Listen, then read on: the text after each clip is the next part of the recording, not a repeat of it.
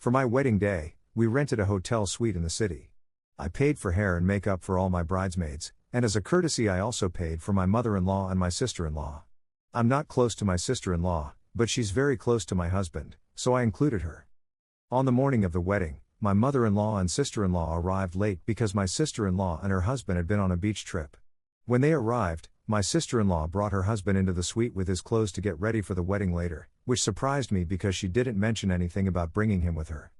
All three of them sat on the couch, and her husband stayed there on his phone. I texted my husband asking if he was supposed to stay and get dressed there. He didn't know either. I told him this was meant to be a women-only space, since all of us were wearing robes that open easily and our underwear was visible.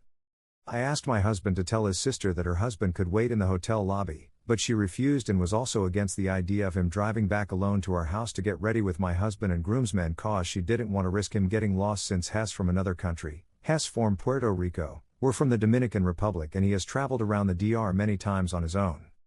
She got upset and tried to leave, but the hair and makeup artist convinced her to come back since it was already paid for.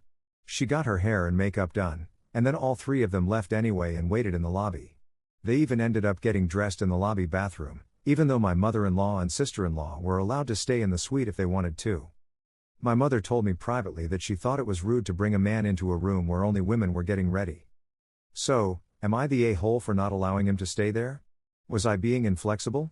She was clearly very upset about the whole thing and understand maybe she didn't want to have him sit alone for hours in the lobby while we were getting ready, but I didn't know what else to do. No. Not the a-hole.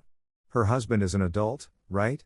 I think he can entertain himself for a few hours, bar, take a walk, Uber to wherever your husband is.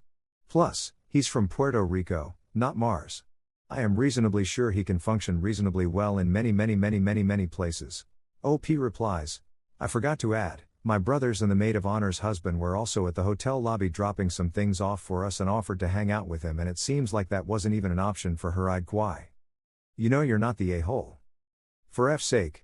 What kind of barn-raised clod thinks it's okay for an uninvited person, much less a nearly random man, to be in the room where the ladies are getting dressed?